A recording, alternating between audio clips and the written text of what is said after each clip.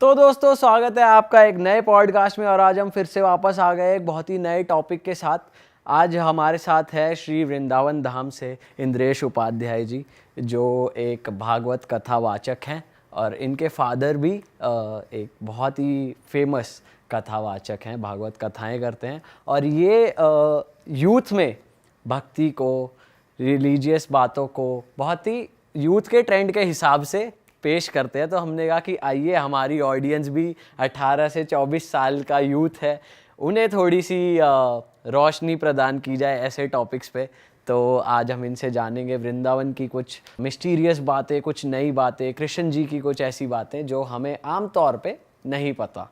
अपने कल्चर के बारे में हमें और ज़्यादा जानने को मिलेगा, हमको भी पर्सनली, क्योंकि हमें भी ऑब्वियसली कम पता है। तो महाराज जी, मैं सबसे पहला क्वेश्चन ही यही पुट अप करना चाहता हूँ कि हमारा हिंदू धर्म इतना वास्ट है, इतने सारे देवी देवता हैं, नॉर्थ में अलग बिलीव है, साउथ में अलग बिलीव है, तो लैक ऑफ नॉलेज होना थोड़ा सा आम बात नहीं है? यंगस्टर्स क्या करें और सही नॉलेज कहाँ से ले जो उन्हें पता ही होनी चाहिए अपने हिंदू धर्म के बारे में, कल्चर के बारे में? सबसे पहले तो जय श्री कृष्ण। जय श्री जय कृष्ण। श्री कृष्ण। हमारे यहाँ ऐसी शुरुआत होती है। तो यूथ के लिए आपने जो ये बात की कि हमारा जो हिंदू सनातन धर्म है वो इतना ज़्यादा विस्तृत है, तो विस्तृत होना अच्छी बात है। जब कोई स्टार्टअप शुरू होता है तो हर किसी की इच्छा होती है वो विस्तृत हो, थोड़े में ही रह जाए तो इसका मतलब उसका स्टार्टिंग अच्छी नहीं थी। आज आपका भी यूट्यूब चैनल है, आप लोग भी खूब विस्तृत होते जा रहे हो, सबकी यही इच्छा रहती है। तो हिंदू धर्म सबसे ज़्यादा विस्तृत है और विस्तृत होना उसकी खूबी है, उसकी खूबसूरती है। रही बात यूथ कहाँ जाए, किससे ले, तो देखो वृंदावन से दिल्ली आने के बहुत सारे तरीके हैं। एक्सप्रेस वे, यमुना वे से आ जाओ, गुड़गांव होके आ जाओ, या फिर फरीदाबाद होके आ जाओ, जिसको जो कन्वीनियंट लगे उससे वो दिल्ली पहुंच जाए या वृंदावन पहुंच जाए। बस से आना चाहे, कार से आना चाहे, और बहुत पैसा है तो भाई हेलीकॉप्टर से आना चाहे, वो कैसे भी आए, आना उसको दिल्ली है। तो ठीक वैसे हमारे हिंदू सनातन धर्म में बहुत सारे वेज हैं, जिसको जो इजी लगे उस वे को पकड़े और उससे अपने सद्मार्ग को आगे को बढ़े। तो इसलिए वो विस्तृत है, बहुत सारे रास्ते हैं हमारे पास। कोई सबसे आसान रास्ता भी है जो आपकी समझ में आसान हो? मेरे हिसाब से तो जैसा मैं अपने फैमिली में रहा हूँ, मेरे पूज्य पिताजी भी कथा वक्ता हैं और मेरे नाना जी भी कथा वक्ता थे, और पूरा ऐसा जोनर रहा है, तो उस नाते से मैं भागवत को ही एक बेस्ट वे मानता हूँ जो मैं करता हूँ, कि उसी मार्ग पर मुझे चलना चाहिए। तो मैं उसी तरीके से कथा कह करके यूथ के बीच में जा कर के उनकी समस्याएं सुन के उनके तरीके से बातों को समझा करके मुझे लगता है कि शायद मैं इसी तरीके से एक प्रकार से बस चला रहा हूँ, और उसमें जितने बढ़ते जाएंगे सबको लेके चलूँगा आगे। सर, भागवत और भगवत गीता, इन दोनों में क्या फ़र्क होता है? जो आप भागवत कथा करते हो उसमें क्या बातें होती हैं, क्या होता है? जिस प्रकार पीएचडी करने वाला भी डॉक्टर कहलाता है और एमबीबीएस करने वाला भी डॉक्टर कहलाता है, लेकिन दोनों डॉक्टर कहलाने से दोनों आपका ऑपरेशन नहीं कर सकते, दोनों अलग अलग हैं। ऐसे ही हमारे यहाँ क्या हो गया, भगवद और भागवत। लोगों को क्या लगा कि यार एक जैसा ही तो बोल रहा है तो एक ही चीज़ होगी, ऐसा नहीं है। भगवद गीता, संस्कृत में भगवत का मतलब होगा भगवान जो बोल रहे हैं वो गीता, जो कि महाभारत का केवल एक छोटा सा पार्ट है, जहाँ पर अर्जुन को भगवान ने ज्ञान दिया। केवल 700-800 श्लोकों में पूरा समटा हुआ है। और भागवत जो है वो उसमें 18,000 श्लोक हैं। श्री कृष्ण कौन है, उनका स्वभाव कैसा, उनके गुण कैसे, उनका व्यवहार कैसा, उनकी लीला कैसी, मतलब भगवत गीता कृष्ण ने कही है, और कृष्ण कौन है ये भागवत में वर्णन है। बस उनका बोलने का तरीका एक जैसा होता है, इसलिए लोग समझते हैं। कई बार मेरी 7 दिन कथा सुनने के बाद में लोग कहते महाराज जी आपने बहुत सुंदर भगवत गीता सुनाई। मैंने कहा यार तूने क्या कर दिया, ये भगवत गीता नहीं सुनाई थी, मैंने भागवत सुनाई थी। फिर वो कहते हैं भगवत गीता भागवत, मैंने भगवत गीता मतलब भगवान कृष्ण और अर्जुन का संवाद, और भागवत मतलब वो कृष्ण कौन है, उनकी पूरी नॉलेज। दोनों में अंतर है बहुत ज़्यादा। तो बस यही बात है, वो बस एक जैसा बोलते हैं इसलिए लोगों को लगता है एक ही बात होगी, लेकिन दोनों में अंतर है। वो भगवत गीता, श्रीमद् भागवत महापुराण, दोनों अलग हैं। तो एक बार भगवत गीता की ही बात करते हैं, जिसमें कृष्ण जी कहते हैं कि अपने आप को ना थोड़ा चीज़ों से डिटैच रखो, इंसान से भी या गाड़ी घोड़े से, जिससे भी आपको प्रेम है, हल्का सा डिटैच रखो। तो ये पर्सनल लाइफ में कैसे कर सकता है इंसान अचीव, क्योंकि बहुत मुश्किल है, और खासकर कि जो यूथ है हमारा, उनको काफ़ी ज़्यादा एडिक्शन, बहुत अटैचमेंट हो जाता है, लग्जरी से, बैग उनको महंगे महंगे चाहिए, तो कैसे, और ना मिले तो फिर वो घर पे लफड़ा होता है, मतलब लड़ाइयाँ होती हैं, तो ये सब कैसे अपने आप को, और मतलब उसी के लिए आई थिंक स्पिरिचुअलिटी है, ताकि वो हमको डिटैच होना सिखाए। अटैचमेंट ही सबसे ज़्यादा डिप्रेशन का, दुख का, कष्ट का, और भी जो भी आप शब्द बोलोगे आजकल यूथ जो फेस कर रहा है, वो सब कुछ का कारण ही अटैचमेंट है। हम इतना ज़्यादा अटैच हो जाते हैं चीज़ों से, इंसान से या किसी वस्तु से, कि फिर वो ही हमारे सुख दुख का कारण बन जाती है। इसीलिए भगवान कहते हैं कि भाई किसी से भी अटैचमेंट मत रखो, क्योंकि ये जितना भी, अब आपके ऑफिस में मैं आया हूँ या आपके इसमें पॉडकास्ट में आया हूँ, माइक आपका है, ग्लासेस आपके हैं, लाइट्स आपकी हैं, सब कुछ आपका है, लेकिन मैं यहाँ 2 घंटे रहने के बाद सोचूं यार ये एसी भी मेरा है, ये ग्लास भी मेरे हैं, माइक भी मेरे हैं, जैसे चाहूँ वैसे यूज़ करूँ, तो आप कहोगे भाई तू पागल है, ये हमारी चीज़ें हैं, इसको तू कैसे एक्सेप्ट कर लेगा। ठीक वैसे ही पूरी प्रकृति भगवान ने बनाई है। तो सब हुई किसकी? ठाकुर जी की। भगवान ने कहा कि मैंने केवल तुमको कुछ दिन के लिए उससे अपनी इच्छाएं पूर्ति थोड़ी थोड़ी करते हुए अपना जीवन यापन करो, उसके लिए दी है, लेकिन तुम उसको घर करके बैठोगे ये मेरा ही है, तो फिर वो तुमको दुख देगा, क्योंकि तुम्हारा है ही नहीं।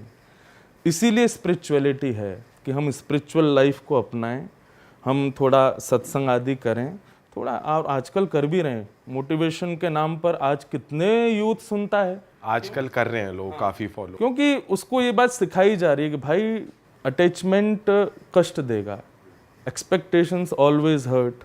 ये तो इंग्लिश में भी एक कहावत है, संस्कृत में कहते हैं आशा ही परमम दुखम, नैराश्यम ही परम सुखम। निराशा ही, मतलब किसी से आशा मत रखो, ये उसमें सुख है, और आशा ना रखना ये तभी होगा जब आप किसी से अटैच्ड नहीं होगे। महाराज जी, वृंदावन से आप आते हो, तो मैं, और आजकल यूथ में बहुत पॉपुलर भी, हाँ, अभी रील्स का पॉइंट हो गया है वृंदावन।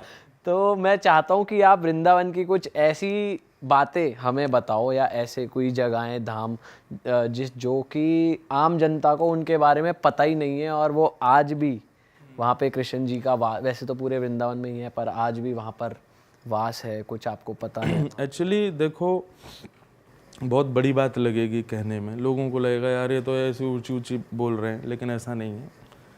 एक प्रकार से वृंदावन को डायरेक्टली समझना इज़ लाइक आपने स्कूल नहीं किया and you are directly trying to enter college. Vrindavan साधारण नहीं है, वृंदावन एक नॉर्मल प्लेस नहीं है। वृंदावन को ब्रह्मा जी ने नहीं बनाया, पूरी पृथ्वी ब्रह्मा ने बनाई है। वृंदावन ब्रह्मा का निर्माण नहीं है, वृंदावन श्री किशोरी जी, मतलब हमारी श्री राधा रानी ने उसका निर्माण किया है। एक प्रकार से ऐसा कहते हैं तो श्री किशोरी जी ने निर्माण किया, ठाकुर जी देख के बड़े खुश हो गए, अरे ये तो बड़ा सुंदर है। ये बात वृंदावन की नहीं है, ये वैकुंठ की है। गोलोक धाम में जब किशोरी जी ने बोला बड़ा सुंदर है, और तभी ऐसा कुछ योग बना कि ठाकुर जी को पृथ्वी पर आना था, तो किशोरी जी से कहा आप भी चलो, बोले कि नहीं। यत्र वृंदावनम नास्ति यत्र नो यमुना नदी, यत्र गोवर्धनम नास्ति तत्र नो रमते मनः। जहाँ गोवर्धन, वृंदावन और यमुना नहीं है वहाँ मैं नहीं जाऊंगी, मतलब पृथ्वी पर ये नहीं थे। तब भगवान बोले तो फिर क्या करें, आपकी उपस्थिति के लिए इनको ले जाना जरूरी है। तब किशोरी जी के द्वारा ही निर्माण किया गया जो वृंदावन उन्होंने बनाया था गोलोक में, चाहे पेंटिंग के द्वारा चाहे किसी भी रूप में अपने भाव से, उसको ठाकुर जी ने पृथ्वी पर भेजा। तब राधा कृष्ण दोनों वृंदावन पधारे। आज वृंदावन लोग जाते हैं, बट मेनली वृंदावन हैशटैग में आ जाए या फिर आपके फ़ोटो में कहीं नाम भी वृंदावन आ जाए तो बहुत जल्दी पॉपुलैरिटी हो जा रही है। लोग इस चीज़ को मेनली लेकर के वृंदावन जा रहे हैं, बट मैं उन सब से कहूँगा, वृंदावन में अपनी कथा में भी कहा करता हूँ, देखने का विषय नहीं है, वृंदावन सुनने का विषय नहीं है, वृंदावन बोलने का विषय नहीं है, वृंदावन अनुभव का विषय है। फील करो, वृंदावन फील होता है। वहाँ के जरूरी नहीं है मंदिर में ही ठाकुर जी बैठे हैं, वहाँ की हवा में भी ठाकुर जी। अब आप अभी हम लोग नोएडा में सांस ले रहे हैं, क्या आ रही है? ऑक्सीजन आ रही है। कैसे आ रही है? ऑटोज़ के साइलेंसर से आ रही है या फैक्ट्रीज के धुएं आ रहे हैं, जो भी है। लेकिन वृंदावन में जो आप सांस ले रहे हो ना, वो हवा भी बिहारी जी के चरण को छू के आ रही है। वहाँ इतने मंदिर हैं, सब मंदिरों से ठाकुर जी का स्पर्श करके आ रही है। तो वृंदावन एक ऑर्डिनरी एक प्लेस नहीं है। मैं अपनी कथाओं में अभी एक बहुत पॉपुलर भी मेरे यूट्यूब पे वो इस पे इंस्टाग्राम पे एक वीडियो हो गया, उसमें मैंने कहा आप मैं या हम लोग सोच लें ना मुझे वृंदावन जाना है, तो ये हम अपनी इच्छा से जा ही नहीं सकते। हमारे अंदर सोच भी आ रही है ना कि मुझे वृंदावन जाना है, तो ये भी बिहारी जी ने आपको याद किया कि चल यार आजा थोड़ा, तब हमको याद आती चलो यार वृंदावन चलते हैं। वृंदावन एक ऐसा स्थान है जिसको किशोरी जी मतलब हमारी राधा रानी ने स्वयं निर्माण किया है, और उन्हीं की इच्छा से आजकल ऐसा लग रहा है श्री राधा रानी बहुत ज़्यादा याद कर रही हैं, यूथ को बहुत ज़्यादा कर रही हैं, इसलिए इतना यूथ वृंदावन आ रहा है। और अच्छी बात है, आना चाहिए, क्योंकि हमारी भागवत जी कहती हैं किसी भी उपाय से सही मन भगवान में लगना चाहिए। आज भले ही रील को बहाना बना के लोग जा रहे हैं, मैं यही बोलने वाला था, अभी यूथ ना थोड़ा सा फेमस होने के लिए और कैप्चर करने के लिए रील्स बनाने के लिए वृंदावन जा रही हैं, तो ये थोड़ा गलत इन्फ्लुएंस नहीं हो रही जनता? देखो हो तो जाएगा, बट ये है ना करत करत अभ्यास के मनमत होत सुजान। आप किसी चीज़ की बार बार प्रैक्टिस करते रहते हो ना, भले ही वो मजाक में से एक ना एक दिन उसका परिणाम अच्छा निकल आता है।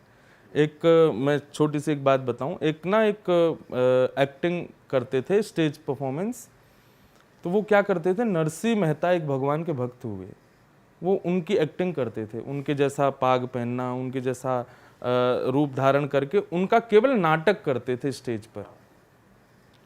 नरसिंह मेहता का वास्तविक में वो नरसिंह मेहता जैसे बिल्कुल भी नहीं थे, रियल लाइफ में वो कुछ और थे, बट वो स्टेज पर बस लोगों को लुभाने के लिए एक भक्त बन के जाते थे। एक दिन क्या हुआ कि वो अपना पाठ करके जैसे वहां से निकले ना, तो उनको चंदन की सुगंधी आने लगी। उनको कुछ ऐसा लगा कि पीछे से ना लग रहा है कुछ प्रकाश जैसा आ रहा है, कुछ लाइट जैसी आ रही है, कुछ नूपुरों की आवाज आने लगी। उन्होंने पीछे मुड़ करके देखा ना, साक्षात ठाकुर जी खड़े थे।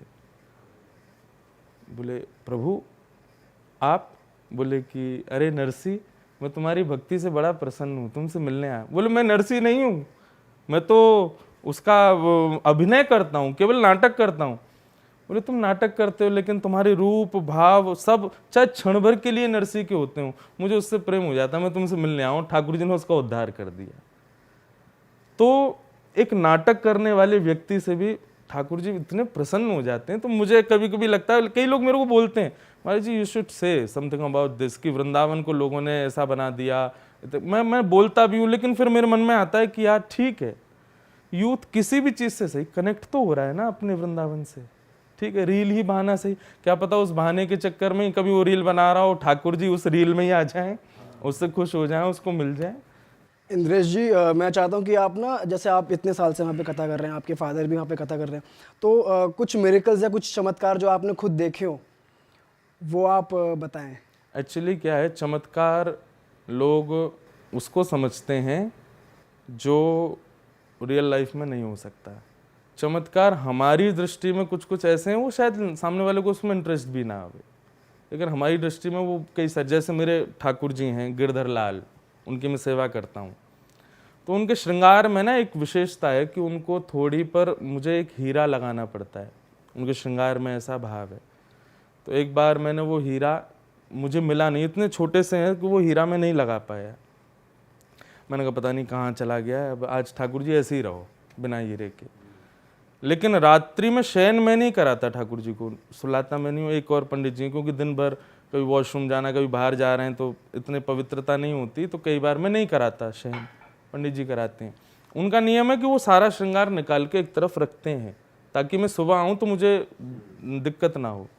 तो रात में जब उन्होंने सारा श्रृंगार उतार दिया, दूसरे दिन जब मैं सुबह दोबारा गया तो वहाँ वो हीरा रखा था निकले हुए श्रृंगारों में।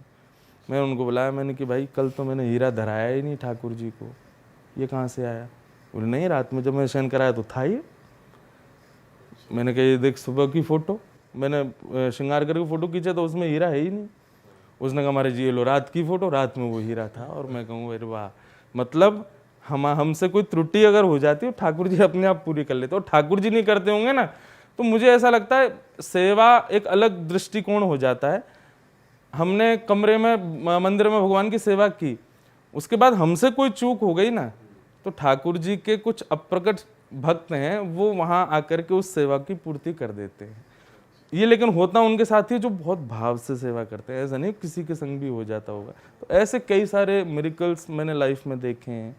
कथाओं में, कथा सुनने के बाद में लोगों को बदलाव, इससे बड़ा मिरेकल और क्या होगा। नॉन वेज के बिना ना रहने वाले लोग, विदाउट ड्रिंक किए बिना ना रहने वाले लोग, कथा सुनने के बाद में ऐसा परिवर्तन उनकी लाइफ में आ जाता है कि वो बिना ठाकुर जी की कथा सुने, याद किए वो रह ही नहीं पाते। ये बहुत मिरेकल्स देखे। एक मेरा एक वाक्य और है कि बद्रीनाथ में मेरी कथा चल रही थी और उसमें भीष्म पितामह का मैं प्रसंग सुना रहा था कथा में। तो भीष्म पितामह कौरवों के पक्ष के थे, पर वो भगवान के बहुत बड़े भक्त थे। उनसे ठाकुर जी ने पूछा तुम ना मेरे को चुप चुप के याद करते हो, लेकिन तुम साथ देते हो कौरवों का, ऐसा क्यों करते हो? तो भीष्म पितामह का आंसर इतना बढ़िया था, बोला प्रभु अगर मैं पांडवों के पक्ष में रहता ना, तो या तो आपके राइट में खड़ा होता या आपके लेफ्ट में, और बाई चांस आप मेरे ही सारथी बन जाते तो आपके पीछे। आपका दर्शन कैसे होता है मेरे को? क्यों? पांडवों में युधिष्ठिर, भीमसेन आदि ये सब तो अगल बगल में खड़े हैं ना, आपको साइड से ही देखते हैं। अर्जुन तो आपके बैक को ही देखता है। आपको सामने से देखने का अवसर तो कौरवों की तरफ से मिलता है। इसलिए मैं कौरवों के पक्ष में गया ताकि आप मुझे दिखते रहो।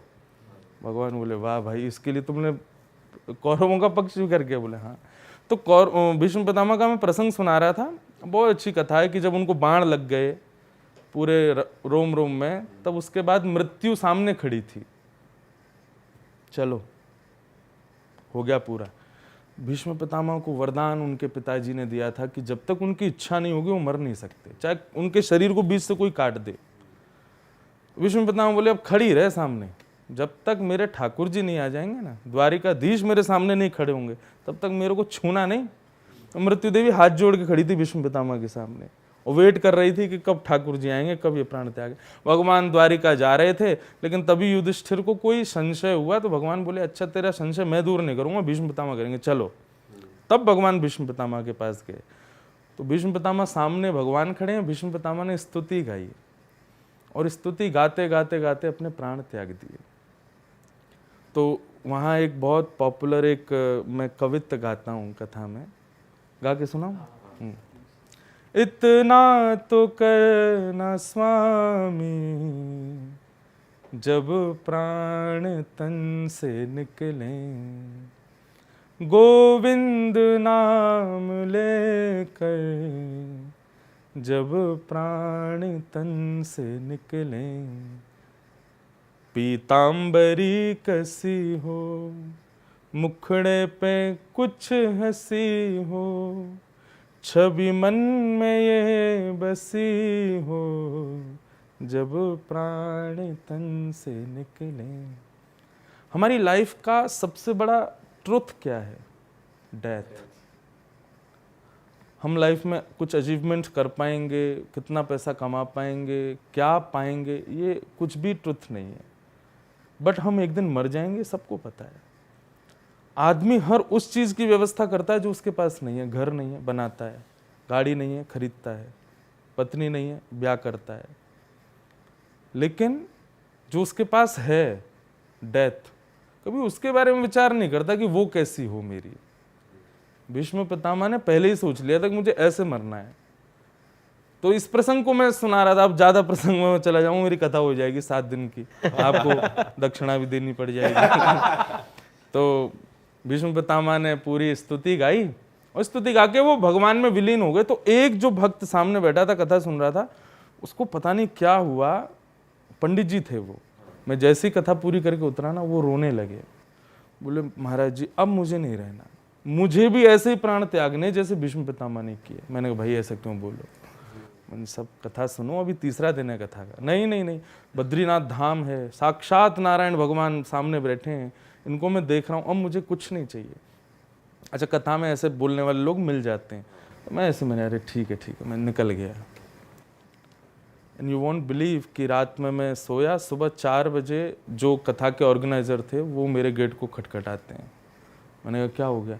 बोले महाराज जी हमारे साथ एक पंडित जी आए थे एंड कल कथा के बाद से उन्होंने ना कुछ खाया ना कुछ पिया, गंगा के किनारे बैठे रहे, रोते रहे, ठाकुर जी का दर्शन किया, रात में आए, मैंने तब भी कहा कुछ खा लो, बोले कुछ खाया नहीं, और बस बोले बेड पे भी लेटे नहीं, बैठ गए और नारायण नारायण नारायण नारायण पूरी रात बस जपते रहे।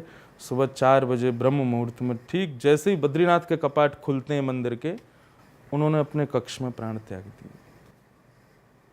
और आई वॉज लाइक कि वो तो कल मेरे से बोल रहे थे इस बात को, और मैं जो कथा में इतने ब्रीफली ये सब चीज़ सुनाता हूँ कि भक्त ऐसे प्राण त्याग देते हैं, ठाकुर जी में विलीन हो जाते हैं, वो मैंने होते हुए अपनी आंखों के आगे देखा कि उस व्यक्ति ने बद्रीनाथ धाम में कथा सुनते हुए, और जो उसका मन था कि मुझे ऐसे प्राण त्यागने भीष्म पितामह की तरह, उसने किया। इस तरीके के चमत्कार बहुत हुए।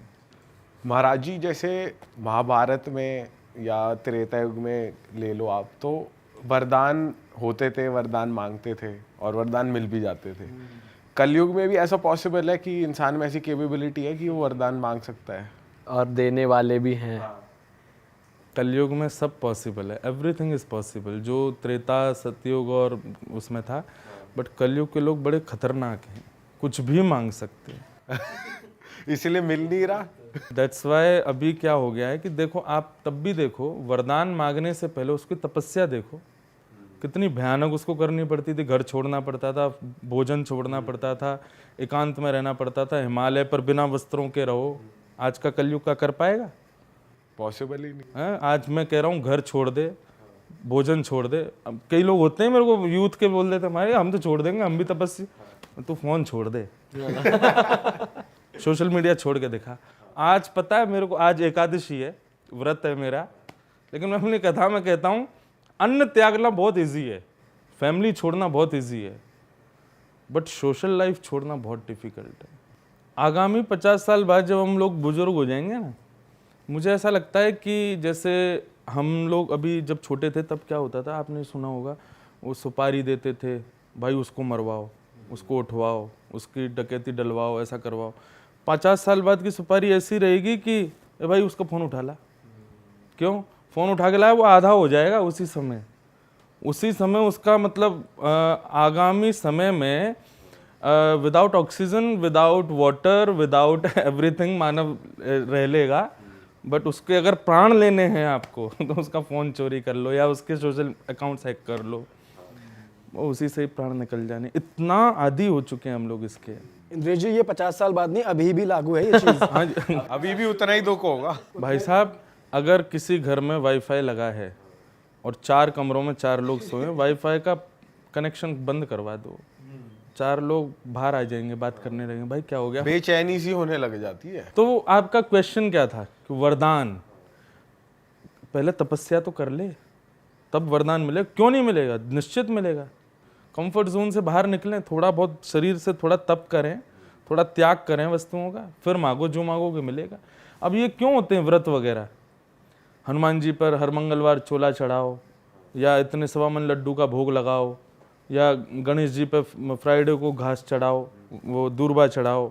ये उपाय हैं भाई, किसी भी रूप में सही, घर से उठ के तो जाएगा, थोड़ा तो तप करेगा, नहा धो के जाएगा, तिलक लगाएगा, मंदिर में जाके किसी को दान दक्षिणा करके आएगा। ये सब तप के निधान है, और इन छोटी छोटी चीज़ों करने से लोगों की मनोकामनाएं पूरी हो जाती हैं। तो वरदान क्यों नहीं मिलेगा? आदमी करे तो सही।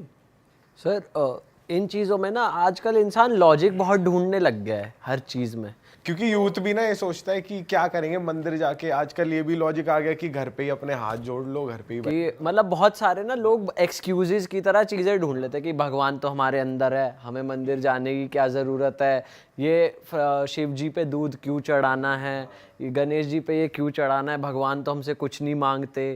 तो ऐसे इसका आंसर क्या लॉजिकली क्या दे सकते हैं हम? लॉजिकली नॉर्मल देखो, कितना भी लॉजिक दे दें, जिसका स्वभाव कुतर्की है ना, वो कुतर्की ही रहेगा। एक चीज़ का आंसर दे दो, उस पर दूसरा क्वेश्चन रखा है। दूसरा, कई चीज़ें ऐसी होती हैं, हम लोग मैथ्स में पढ़ते थे प्रोबेबिलिटी, कई बार हमको मानना पड़ता है कि है तो है, ऐसा है तो है। जैसे हम स्कूल में हमको डेफिनेशन बताई जाती थी कि भाई ये इसकी डेफिनेशन है, तो हम मानते थे, हम स्वीकार करते थे। कई चीज़ें ऐसी होती हैं उनको स्वीकार करना पड़ता, भाई ये ऐसा है तो ऐसा करना ही है। रही बात, वो बोलते हैं हम घर पर बैठ के हाथ जोड़ने, भाई इतने बड़े वाले भक्त नहीं हो आप कि आपको घर बैठे ही हाथ जोड़ने से भगवत दर्शन हो जाए। एक बार मुंबई में मेरी कथा चल रही थी, तो एक लड़के को बड़ी अच्छी लगी कथा। उसने कहा महाराज जी मुझे क्या करना चाहिए? मैंने कहा भजन किया करो, ठाकुर जी का स्मरण किया करो। माला जप दिया, तो हाथ से वो माला जपने लगा। 2-3 दिन बाद मेरे पास आया, महाराज जी मैं ना आंख बंद करके भजन नहीं कर पा रहा। मैंने कहा क्यों?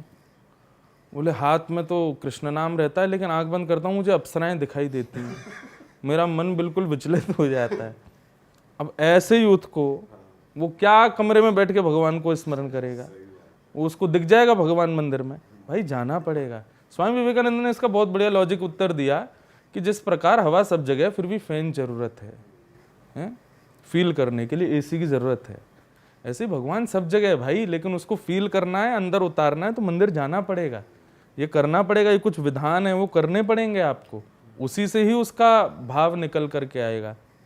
हमारे पूज्य पिताजी महाराज बताते हैं, शिव जी या जो भी हम अभिषेक करते हैं भगवान के, तो वैसे तो शिव जी की कोई भी चढ़ी वस्तु को स्वीकार नहीं किया जाता, उसके अपने बहुत तार्किक अर्थ हैं जो शास्त्रों में बताए गए हैं।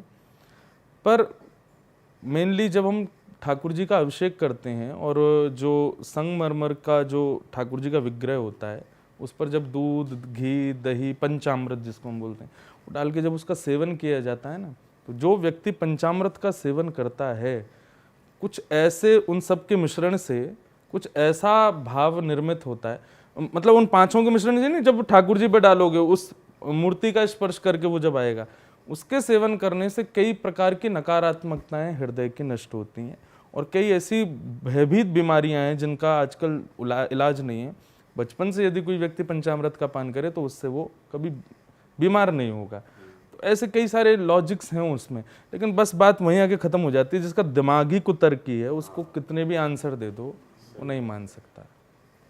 महाराज जी, मैं वृंदावन पे वापस आना चाहूँगा। 2 चीज़ें हमने वृंदावन की बहुत सुनी है। एक तो श्री बांके बिहारी जी का मंदिर है, जहाँ पे सबसे ज़्यादा यूथ जाता है। मैं चाहता हूँ बहुत सारे लोग हमारे इंडिया के बाहर से, साउथ इंडिया से भी देखते हैं, उन्हें पता चले कि उस मंदिर की क्यों इतनी मान्यता है, क्या स्टोरी है उसके पीछे। एक्चुअली वृंदावन अकेले श्री बांके बिहारी जी नहीं है, वहाँ पर बहुत सारे मंदिर हैं। श्री राधा वल्लभ जी, राधा रमण जी, राधा गोविंद देव जी, दामोदर जी, ये सब ठाकुर जी के वहाँ पर स्वरूप विराजमान है। मैं केवल बिहारी जी की ना कह के सबका ही एक मिलित स्टोरी सुना देता हूँ। बस बिहारी जी पॉपुलर इसलिए भी ज़्यादा हैं क्योंकि उनका स्वरूप बहुत सुंदर है, वो इतने प्यारे लगते हैं, दूर से देख के आदमी निहाल हो जाता है। और स्वामी श्री हरिदास जी जिन्होंने बिहारी जी को प्रकट किया था, उनके समय से ही बिहारी जी बहुत पॉपुलर हैं वृंदावन में। तो पॉपुलैरिटी पहले से ही है। दूसरा, उनका स्वरूप ऐसा आकर्षक है कि आदमी उनसे आकर्षित रहता है।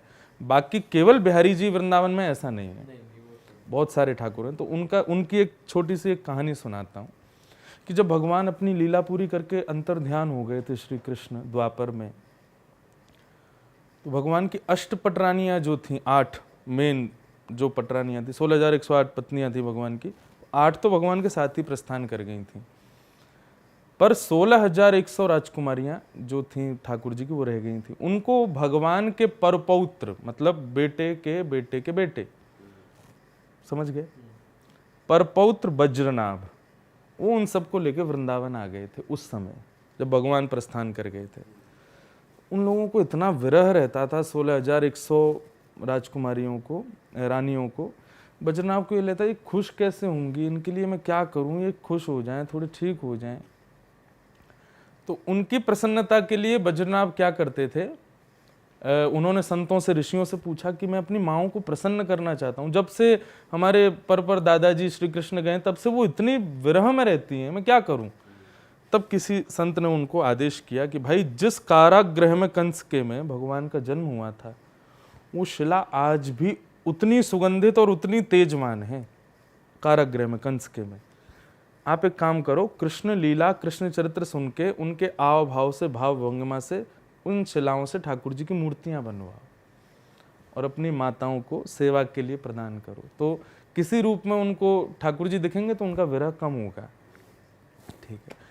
तो जब वज्रनाभ मथुरा गए कंस के कारागृह में, सब खंडर हो चुका था, लेकिन वो शिला जिस पर भगवान का जन्म हुआ था वो अभी भी चमक रही थी, उसमें से अभी भी सुगंधी आ रही थी, ऐसा लग रहा था कोई मणि रखी है क्या। वज्रनाभ ने उस शिला को लेकर के और कृष्ण चरित्र सुन के, कृष्ण लीलाएं सुन के, उनकी आंखें कैसी, उनका मुख कैसा, उनके हाथ कैसे, वो चलते कैसे फिरते, इस तरीके से उन्होंने उसमें से मूर्तियां ठाकुर जी के विग्रह बनाए और बना करके वो ढक के ना अपनी माताओं को बैठाते और ला के सामने खड़ा करते, माँ देखो मैं कुछ लाया हूँ। क्या है? जैसे ही हटाते थे तो देख के, ओ ये हैं बेटा, बहुत सुंदर हैं, पर इनके हाथ ना बिल्कुल श्री कृष्ण जैसे हैं, बाकी अंग तो ठीक है, हाथ बिल्कुल उनके जैसे हैं। बोले अरे हाथ से काम नहीं, और बनाओ। एक और बनाए, दूसरे बनाए, तो फिर बोले अरे ये भी बहुत सुंदर है, इनके चरण बिल्कुल उनके जैसे हैं। एक और बनाए, बोले इनकी कमर बिल्कुल उनके जैसी है। इस प्रकार से 7 विग्रहों का निर्माण वज्रनाभ ने कराया, जिनमें से एक श्री बिहारी जी हैं।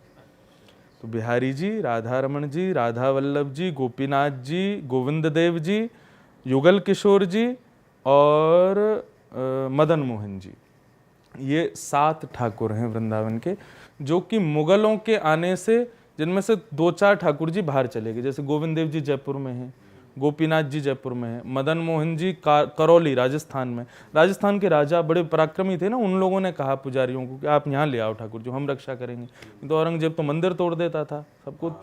एक बड़े प्यारे ठाकुर जी हमारे राधा रमन जी, वो इतने से हैं, इतने से ठाकुर जी, लेकिन most beautiful Thakur ji of Vrindavan. उनको तो बताते हैं कि कहीं अलमारी में छुपा दिया था, हाँ, तो इसलिए वो सावधान बचे रहे। तो इस प्रकार ये भगवान के परपौत्र ने इन सब का रूप निर्माण कराया, जिससे उनकी माएँ प्रसन्न रहे। फिर लेकिन जब कलयुग प्रारंभ हुआ तो फिर ये सब ठाकुर जी ने देखा कि भाई कलयुग के लोग सेवा एवा कुछ कर नहीं पा रहे, तो ये सब वृंदावन में अंदर विद्यमान हो गए, अंदर ही पृथ्वी के अंदर विराजित हो गए। फिर जब हमारे यहाँ वृंदावन में आचार्यों का आगमन हुआ, जैसे कि श्री गोपाल भट्ट गोस्वामी, स्वामी श्री हरदास जी, में बहुत नाम है, उन सब की कथा सुनाऊंगा तो विस्तृत जानकारी होगी। उन ठाकुरों को ये कथाएं पता थी, उन लोगों ने उन्हीं का स्मरण करके भजन करना प्रारंभ किया। जैसे स्वामी श्री हरदास जी, वो गाते बहुत अच्छा, तानसेन के गुरु जी थे, उन्होंने गायन कर करके बस बिहारी जी हैं, यहीं वृंदावन में बिहारी जी हैं, उनका रूप प्रकट हो। और इतना गायन किया कि निधिवन में, सघन कुंज में वृंदावन से श्री बिहारी जी प्रकट हो गए। गोपाल भट्ट जी ने गायन किया तो श्री राधा रमण जी प्रकट हो गए। श्री हितरवंश महाप्रभु ने सेवा की तो श्री राधा वल्लभ लाल जी पधारे। इस प्रकार ये सब ठाकुरों का फिर प्रादुर्भाव वहाँ पर हुआ। तो ये आज के नहीं, उस समय से ठाकुर जी, और ये सब जो विग्रह हैं सब श्री कृष्ण प्राकट्य उस शिला से ही इनका निर्माण है। ये इंद्रेश जी, आप ठाकुर जी की आप सेवा करते हैं, आप अभिषेक करते हैं, आप इतने साल से कथा भी करते आ रहे हैं, तो मैं ये जानना चाहता हूँ कि आप डू यू कम्युनिकेट ऑल्सो, उनसे बात भी करते हैं in your own spiritual level? मेरी बात करने का तरीका कैसे है, लाइक जैसे आभास तो बहुत होते हैं, अनुभव तो बहुत होते हैं, बट मेरे को जैसे कोई डिसीजन लेना है तो मैं क्या करता हूँ, 4 पर्चियाँ बनाता हूँ और उसमें अपने भाव लिखता हूँ, जैसे ये नहीं करना है, ये करना है, और फिर एक ऑप्शन रखता हूँ जैसा तुमको ठीक लगे, और या एक खाली छोड़ देता हूँ, मैं देखो कौन सा है, और फिर वो उछाल के उनके सामने डालता हूँ। फिर जो सबसे पास जाती है समझ जाता हूँ यही है, ये लाल जी लाज बचाई होंगी, वो उठा के उसको खोलता हूँ। उसमें ठाकुर जी हमारे इतने इतने उद्यमी हैं, मेरे पास में हमेशा पता है कौन सी पर्ची आती, जो तुमको ठीक लगे। तो ऐसे कम्युनिकेशन बहुत होता है। बट कई बार कई मेजर स्टेप्स ऐसे मेरी लाइफ के हुए जिनमें मैंने ठाकुर जी के सामने पर्ची डाली और मुझे उन्होंने बिल्कुल सटीक आंसर दिया, और वो करके मैं बहुत कुछ, मैं अपने फॉलोअर्स को भी ये बात बहुत बार बोलता हूँ, लाइक लाइफ में कोई डिसीजन लेना है ना, पहले, इससे पहले सेवा भी करो ठाकुर जी की बहुत, हाँ, कि वो ऐसे इस आपके लायक कि वहाँ उपस्थित हों, कि आपको जो चाहिए वो दें। और फिर ठाकुर जी के सामने कभी कुछ पूछना हो ना तो पर्ची डाल दो, उठाओ, और फिर जो आ जाए उस पर फिर अविश्वास नहीं, जो आ गया वो करना ही है। अब भले आपने सोचा था कि मुझे ये करना है, ठाकुर जी एक बार आप कंफर्म कर दो, ठाकुर जी बोले नहीं करना तो नहीं करना, देखना ही नहीं है उस तरफ। एक बार वो बताओ ना, कौन से सटीक आंसर आपको मिले अपनी बातों के, कुछ तो बताओ एक बार, पर्सनल लाइफ। कई सारे हैं। एक हमारे पंडित जी हैं, उन मेरे बहुत साथ में रहते हैं, मुझे बहुत प्रिय हैं।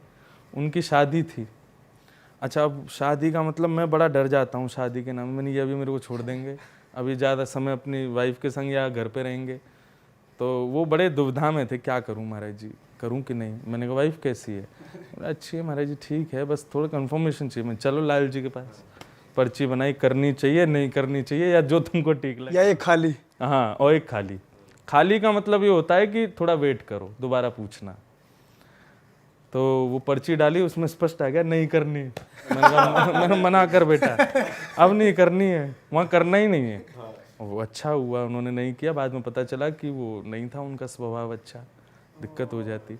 अच्छा महाराज जी, एक चीज़ इसी से रिलेटेड मुझे आपसे पूछनी है। आप बागेश्वर धाम सरकार जी के मित्र हैं, धीरेन्द्र जी के, तो उनके बारे में ज़रा बताइए। उनको लेकर बहुत ज़्यादा लोग डाउट में रहते हैं कि वो क्या कला है, क्या वो एक प्रैक्टिस है। कई मतलब बहुत ज़्यादा, एक बार को तो वो चला था ट्रेंड में कि कई सारे सोशल मीडिया के माइंड रीडर्स भी आ गए थे कि ये ऐसे होता है। कुछ लोग कहते हैं उनके पास ये स्किल है, कुछ लोग सच में मानते हैं कि हाँ हनुमान जी उनसे बात करते हैं। आप बताइए, आप उनको अब देखो, ज़्यादा उनकी जानकारी तो कभी आपके यहाँ लेके आऊँगा, तब ज़्यादा आनंद आएगा। बाकी उनके बारे में मैं बस इतना कहूँगा कि व्यक्ति के ना दो पहलू होते हैं, एक उसका प्रभाव और दूसरा उसका स्वभाव। अच्छा क्या है, आज दुनिया उनके प्रभाव को देख रही है कि आप भाई वाई सिक्योरिटी में चलते हैं, सिक्योरिटी चाहिए भी उनको। अभी मैं अगर यहाँ पर वो आ जाएं तो जनता टूट पड़े उन पर, ऐसी स्थिति है। तो हम तो चाहते हैं कि वो आ जाए। अभी बस इंटरव्यू वगैरह शायद देते नहीं हैं वो ज़्यादा, लेकिन कभी होगा तो प्रभाव तो उनका है ही अद्भुत, उनके गुरु की कृपा है। और जो उनका जो सब लोग देख के सोचते हैं भाई ये क्या है, वो है वास्तव में, वो कोई साधारण बात नहीं है, वो है। मैंने काफ़ी टाइम उनके साथ गुजारा भी है, और हम लोग खूब बैठ के कहीं घूमने भी जाते हैं या कभी बैठते भी हैं, तो है उनके अंदर वो। कई बार मैं रात में 3 बजे भोजन कर रहे थे एक बार वो, तो मैं कह रहा मैंने ये आदमी कैसे जीता है। तो भोजन करते करते बोले, हम में ज़्यादा दिमाग मत लगाओ भैया, हम समझ में नहीं आएंगे। तो मतलब उनको है, उनके ठाकुर जी की, उनके इष्ट की और उनके गुरुदेव की कृपा तो है उन पर। लेकिन सेकंड पार्ट जो उनका स्वभाव है, वो ऐसा स्वभाव है कि कोई भी व्यक्ति उनसे जुड़ जाएगा, कनेक्ट हो जाएगा। स्टारडम होने के बाद में सबसे पहला आता है कि व्यक्ति के अंदर ईगो आ जाना और बहुत जल्दी अपना स्वभाव, नेचर बदल देना। बट वो उस व्यक्ति के अंदर वो चीज़ नहीं है, बहुत अच्छे स्वभाव के धनी हैं। अगर मैं कल को आप लोगों को संग ले जाऊं, मैं कहूँ महाराज जी मेरे मित्र हैं, तो वो आपके साथ में ऐसा बर्ताव करेंगे जैसे आप उनके साथ कितने सालों से आप उनके साथ हो। भाई बैठो, खाओ पियो और बताओ क्या खाओगे, और मन में जो आएगा बता देंगे आपको, 2-4 वो बातें ऐसी कह देंगे। तो पहली बात तो हाँ, उनके पास जो है वो है। तो महाराज जी ये तपस्या से आता है एक्चुअली, या ये नेचुरल गिफ्ट? आप एक रिच फादर के घर में जन्म लोगे तो ऑलरेडी ऑब्वियस सी बात है कि प्रॉपर्टी और पूरा जायदाद सब आपकी है। उनके जो 4 फादर्स थे और जिस गद्दी पर वो बैठे हैं, वो सब बड़े तपस्वी थे। उन सब ने बहुत तपस्या की, बट उस टाइम सोशल मीडिया नहीं था तो वो इतने प्रचलित नहीं हो पाए, प्रचार उनका नहीं हो पाया। उन सब की तपस्या इनको प्राप्त है, करी इन्होंने भी है, पर ये खुद भी वो एग्री करते हैं कि मेरे पास कुछ नहीं, मेरे पूर्वजों की कृपा है। बोले बस मैंने अपने बाबा से एक बार कहा कि हमको भोजन करने तक के रात में अन्न नहीं होता और आप यहाँ दुनिया के दुख दूर करते हो। उनके दादाजी जब गद्दी पर थे, कहो ना बालाजी से मेरे को भी ठीक करें। तो उनके दादाजी ने कहा बैठ जा, हाथ पकड़ करके बालाजी के चरणों में रखा, बोले अब से सब ठीक होगा, मंगल होगा। बस उस दिन से उनका सब ठीक है। बट लेकिन वो बहुत उसके पीछे भी मैं कहूँगा तपस्या है। बहुत संयमित जीवन जीते हैं, बहुत controlled life in a young age. बहुत सारी चीज़ें होती हैं जिस पर आपको ध्यान देना पड़ता है, आँखों पर, कहीं भी ना भटक जाए, धन पर, अपने ऊपर, मन पर, वो सब चीज़ उनके अंदर है। बहुत कंट्रोल्ड रहते हैं, बहुत अच्छे से रहते हैं, स्टारडम का गलत यूज़ नहीं करते, तो ये सब अच्छा है। कुछ लोग ये भी कह रहे हैं कि स्टारडम के साथ साथ उनको जो अब सपोर्ट मिल रहा है और ज़्यादा पॉपुलर होने के लिए वो थोड़ा पॉलिटिकल पार्टीज़ का सपोर्ट है। मुझे नहीं लगता उनको कोई ज़रूरत है पार्टीज़ की, पार्टियों को ज़रूरत होगी उनकी, या जो भी है। बाकी वो व्यक्ति किसी पार्टी का तो नहीं है। मैंने तो वहाँ सारी पार्टीज़ बैठी देखी हैं, उनके पास सबसे मिलते हैं, जो अच्छा है उसके लिए वो अवेलेबल हैं हमेशा। अब बस ये बात है कि आजकल उनकी पॉपुलैरिटी इतनी हो गई है कि उनको कहीं भी बुलाते हैं, लाखों लोग इकट्ठे होते हैं। उनकी व्यवस्था कर पाना एक पॉलिटिकल व्यक्ति के हाथ में ही हो पाता है। तो ऐसा नहीं है कि कोई पार्टीज़ को हो सकता है उनकी ज़रूरत हो, उनको किसी की नहीं है। उन पर तो हनुमान जी हैं, बस कृपा है।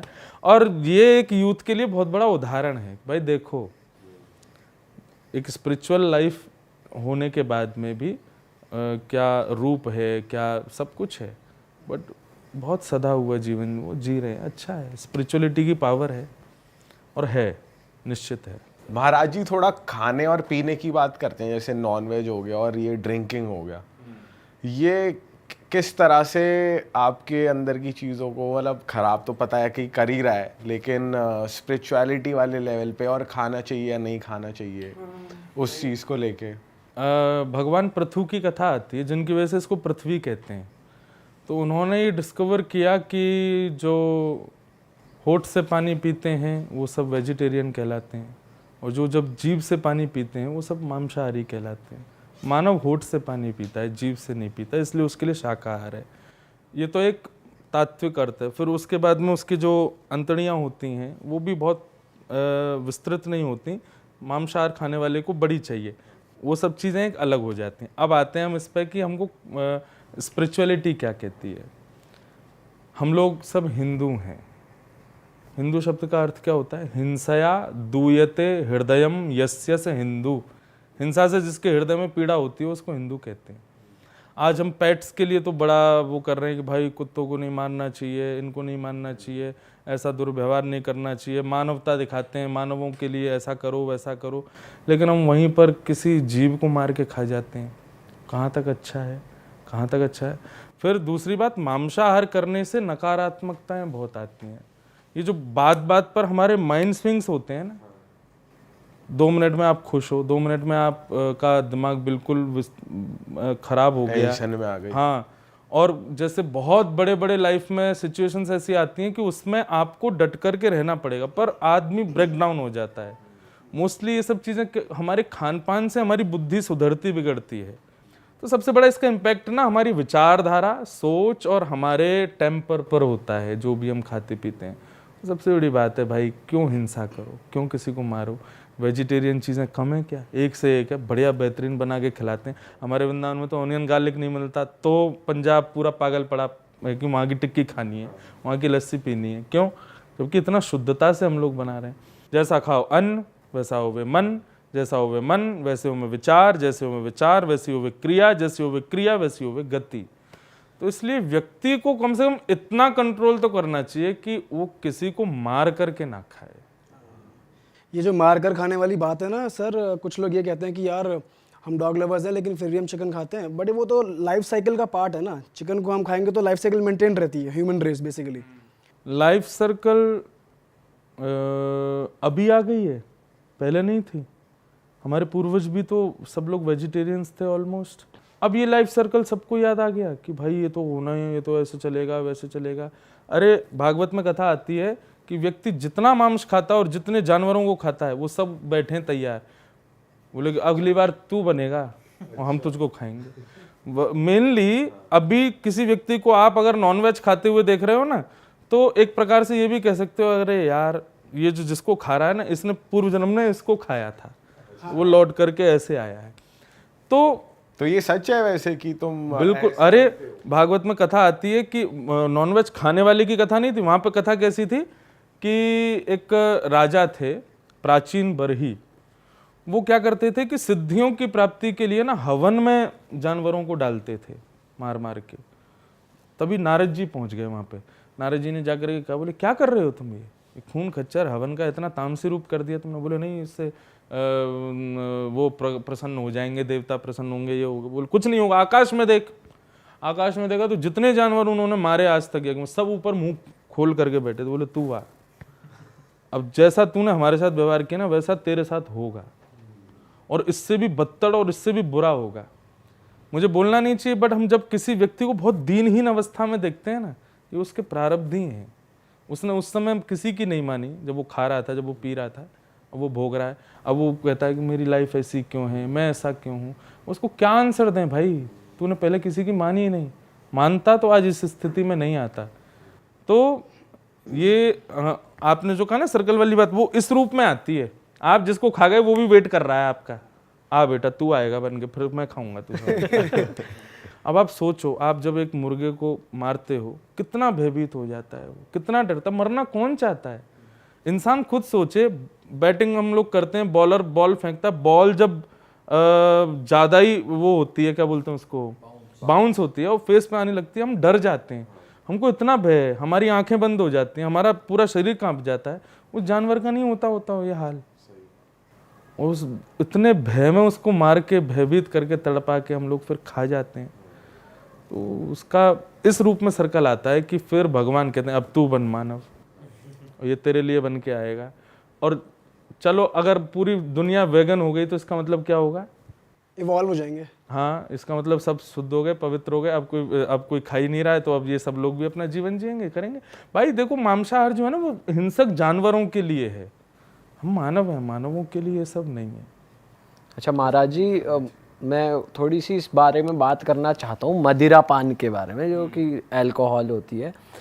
ये मतलब बनती तो नेचुरल चीज़ों से ही है, और हमारे शास्त्रों में इसके बारे में क्या कहा गया है, क्योंकि बहुत सारे देवताओं को भी किसी ना किसी रूप में ये चढ़ती आई है, तो लोग इसे इस एक्सक्यूज़ की तरह भी ले लेते हैं कि ये तो अंगूरों से बनी हुई चीज़ है या कुछ भी है, और ये हमारे बहुत टाइम से चलती आ रही। तो मैं शास्त्रों के हिसाब से जानना चाहता हूँ कि इसका क्या, ये एलिमेंट क्या है, और ये किसके लिए बना था, क्यों बनाया गया, अगर आप कुछ बता सकते हो इसके बारे में। मदिरा, मद्यपान, अब इसको लोग अगर इस बात से कनेक्ट करते हैं कि कुछ देवताओं को भी दी जाती है, तो फिर हम मानवों को, देवता ने तो फिर महादेव, देवों के देव ने तो विष भी पिया था, पी लो, नहीं पी पा रहे हम लोग हैं। देवता तो वो भी स्वीकार कर, देवताओं से खुद को कभी कंपेयर मत करो। मदिरा पान विशेष रूप से राक्षस करते थे, राक्षसों ने ही इसका किया। मुझे उसकी इतनी वो नहीं है कि उसका उद्गम कहाँ से हुआ, किस भाव से हुआ, पर ये विशेष रूप से जो, क्योंकि राक्षस और देवता ये एक ही पिता की संतान है ना। कश्यप ऋषि की 3 पत्नियां थीं, दिति, दनु और अदिति। तो अदिति के जो पुत्र हुए वो सब देवता हुए, दिति और दनु के, दिति के हुए दैत्य, दनु के हुए दानव। वो लोग भी क्यों हुए तो उसके पीछे भी कारण है, बट वो टॉपिक आएगा तो मैं छेड़ूंगा। आप बता सकते हो ब्रीफ में। हमारे यहाँ कई कार्यों को 2 समय जब मिल रहा हो तब करने के लिए मना किया जाता है। पढ़ना नहीं चाहिए, भोजन नहीं करना चाहिए, इसी प्रकार पति पत्नी को सहवास नहीं करना चाहिए जब 2 समय मिल रहे हों, नहीं तो उसका परिणाम बालक जो है वो दूषित प्रवृत्ति। 2 समय मिलने का मतलब सुबह रात्रि जा रही हो और सुबह प्रारंभ हो रहा हो, मतलब अंधेरा जा रहा हो, सुबह प्रारंभ हो, प्रातः काल जिसको हम बोलते हैं, और शाम को सायं काल में प्रातः जा रही हो और शाम शुरू हो रही हो। इन 2 समयों पर कुछ कार्यों के लिए मना किया गया है कि वो नहीं करना चाहिए। भोजन नहीं करना चाहिए, सोना नहीं चाहिए,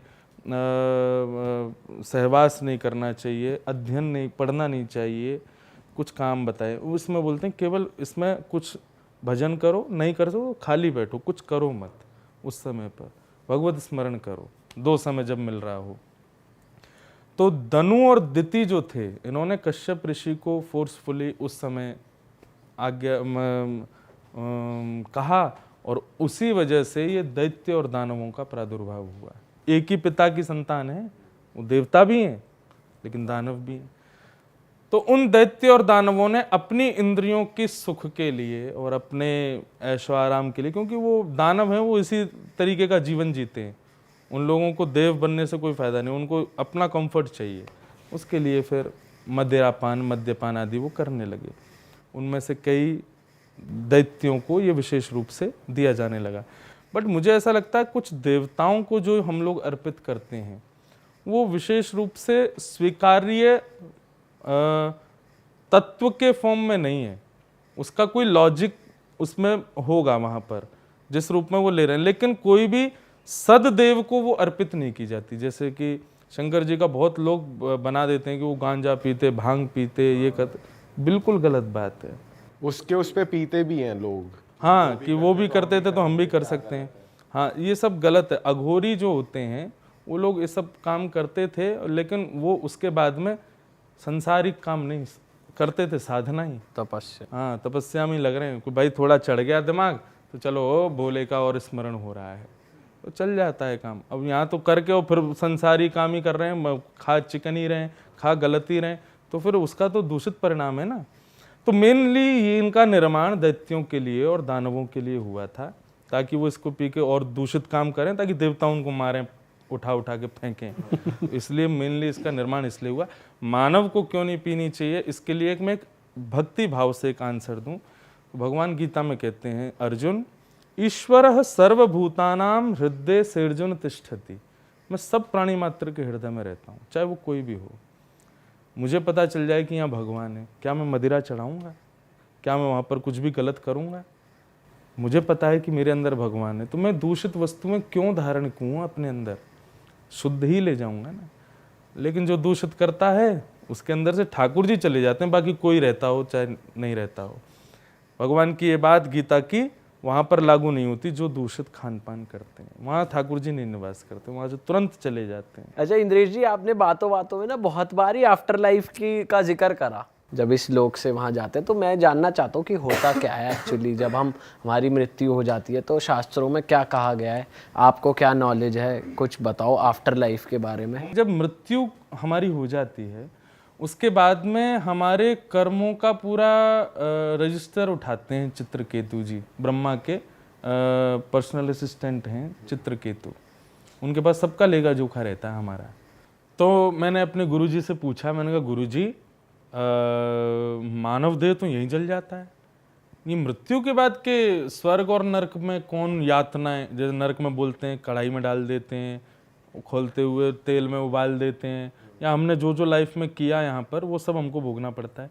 स्वर्ग में बताते हैं कि बुढ़े नहीं होते, दाढ़ी मूछ नहीं आती, कितना भी खा लो पेट बढ़ेगा नहीं, मोटे नहीं होगे, भोग आदि ये सब। मैंने कहा कैसे पॉसिबल है, क्योंकि ये धर्म तो शरीर का है और शरीर तो यहीं जल गया। तो हमारे गुरुजी ने बहुत अच्छा आंसर दिया, बोले देखो मृत्यु के बाद ना व्यक्ति का पूरा डाटा चेक करते हैं चित्रकेतु, और देखने के बाद में उसका बताते हैं भाई इसने इतना पाप किया, इतने पाप के लिए इसको नरक जाना पड़ेगा, इतना पुण्य किया इसके लिए स्वर्ग जाना पड़ेगा। तो उसके लिए क्या करते हैं, वो उसको यातना देह देते हैं, एक नया एक इन्वेंशन, एक शरीर दिया जाता है।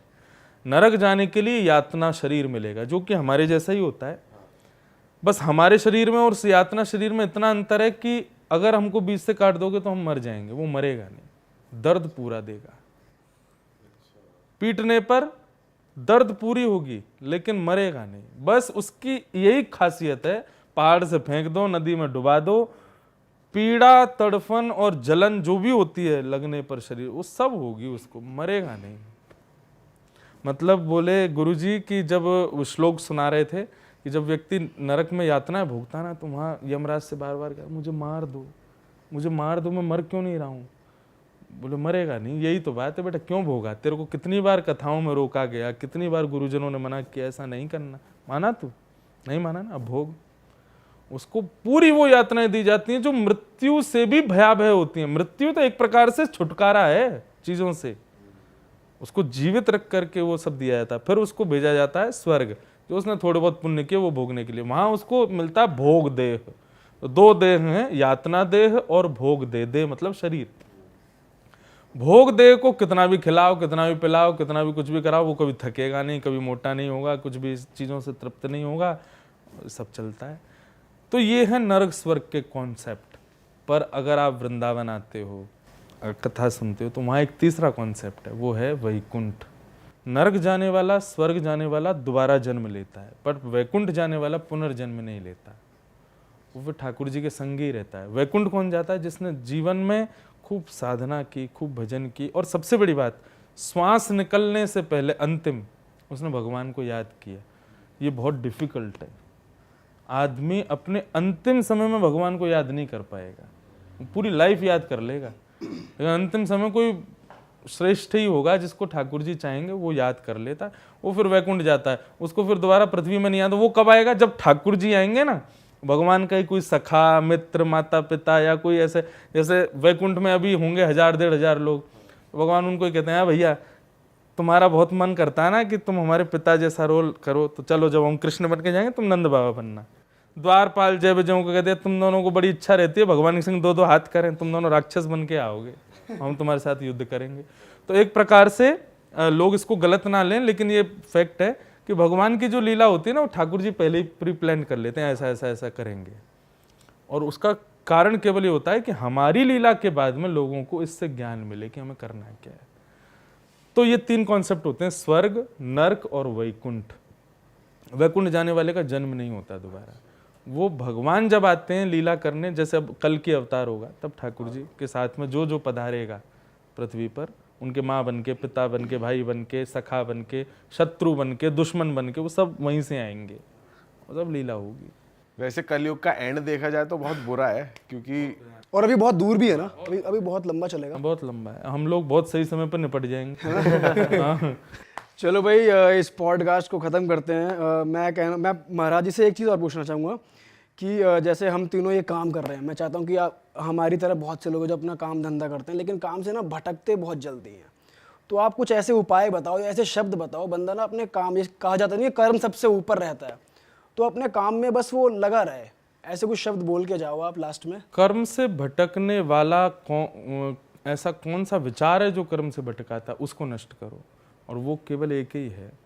हम कुछ भी अनधिकारी कार्य करते हैं ना, जैसे किसी के साथ छल करना, कपट करना, अनाधिक क्रोध करना, लोभ करना, मोह करना, ये सब चीज़ जिनके लिए हमारे यहाँ शास्त्रों में वर्ज्य बताया गया, ऐसी कोई भी क्रिया हम जब करते हैं तो वो किसी न किसी रूप में हमको भटकाती है।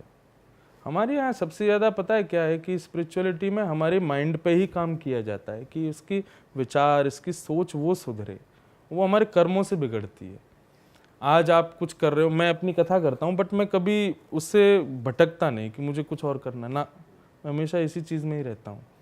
उसके पीछे सबसे बड़ा कारण होता है कि आप अपने विचारों को शुद्ध रखो, पवित्र रखो, आप कभी नहीं भटकोगे अपनी किसी क्रिया से। Beautiful podcast. तो भाई इस पॉडकास्ट को अब ख़त्म करते हैं यार, और अगर आप लोगों को मज़ा आया है तो लाइक कर दो और कमेंट कर दो, और इंद्रेश जी से भी आप जुड़ सकते हैं इनके सोशल मीडिया पे, वो सभी हैंडल्स नीचे डिस्क्रिप्शन में आपको मिल जाएंगे। और that is it. Of camera हमें बताया इंद्रेश जी ने उनके क्या क्या प्लान्स है यंगस्टर्स को लेकर। उनकी कथा बहुत ज़्यादा अच्छी यूथ सेंट्रिक जगहों पे, गोवा जैसी जगहों में होने वाली है, तो हम भी ट्राई करेंगे, हम उसका पार्ट बन जाएं तो कितना मज़ा आ जाएगा।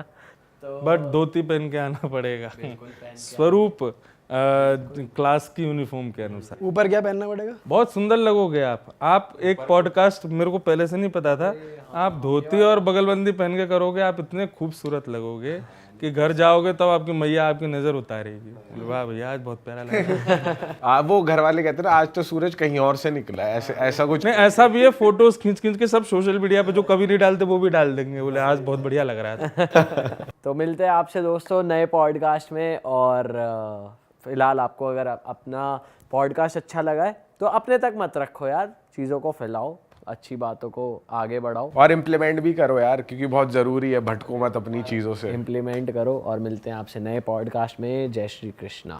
बोल वृंदावन बिहारी लाल की जय।